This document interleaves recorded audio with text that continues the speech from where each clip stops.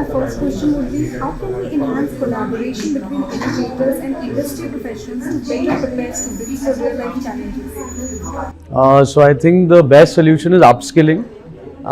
So all educational institutes, higher education institutes and K-12 educational institutes should tie up with various people to provide skill development, and also of course professional business houses, professional industry leaders, to tie up with them through workshops, through seminars and through upskilling courses. So I think courses like financial literacy, communicative English, coding, even something like vlogging now, which is becoming a big thing in today's day and age. I think all these are like, very real world skills, and there are a lot of people providing them right now, a lot of great courses going on.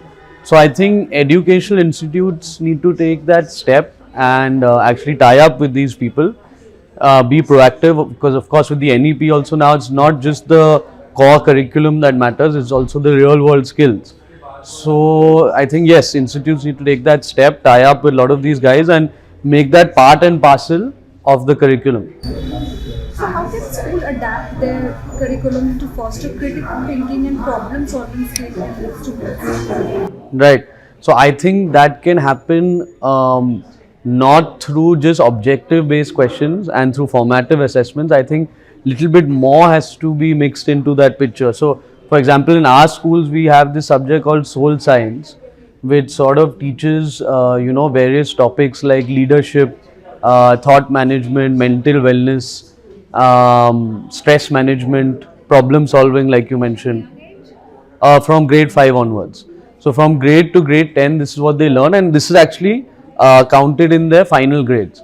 And it's not just done through formative assessments, they also have to do a lot of projects in this subject, where for example they have to go to old age homes, and for like 2 days they sorry, for 2 days they have to actually help these people at the old age home with their work, assist them in their chores, for which they are actually later on graded for.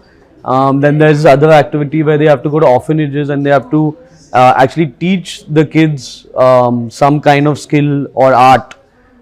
So I think these will of course improve the social responsibility as a social citizen of the kids, and simultaneously I think it will also help them, like you mentioned, in problem solving, analytical, leadership skills, which will help them in the real world. How often do you organize this for students? Oh, this is their subject. So this is a core subject of theirs, which is taught to them throughout the year.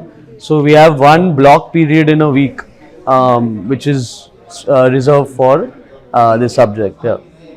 So what role should social and emotional learning play in the curriculum, and how can it be effectively incorporated into the education system? I think social emotional roles are probably as important, if not more, than your rote learning, topics and your the main curriculum that is taught in school, because I think social emotional well-being is what actually makes kids, when they grow out of the school and go out into the real world, I think it what makes them really sensitive. I think it's what makes them compassionate.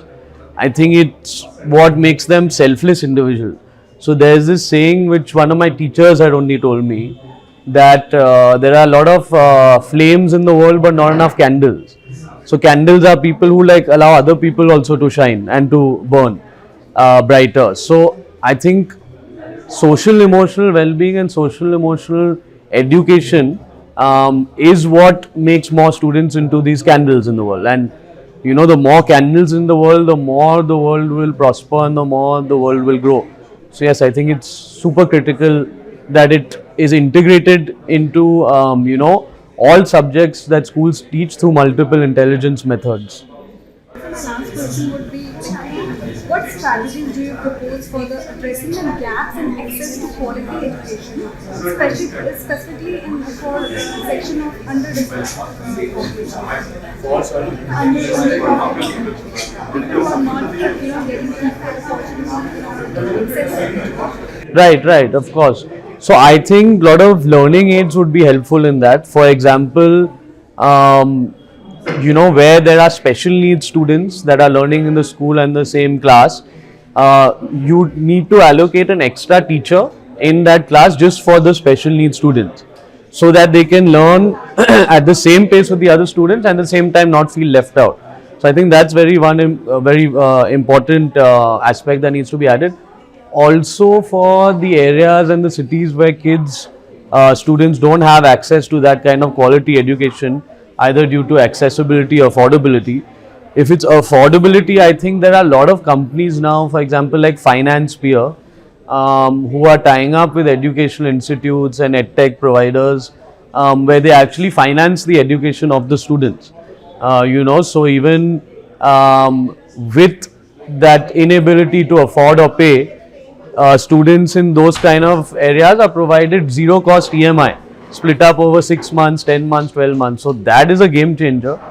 I think that will solve the problem in most of these areas.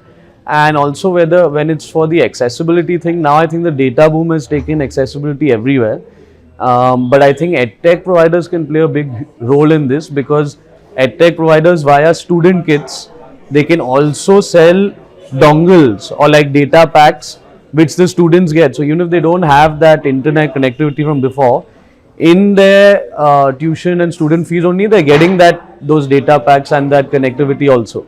So that will allow them to learn from the best educators all over the world, instead of being restricted to just their small town or their small city, and to learn from people within that area. Does your school provide any quota for these underprivileged students? Oh yeah, of course. So 25% as a quota in all our schools are reserved for these kind of students.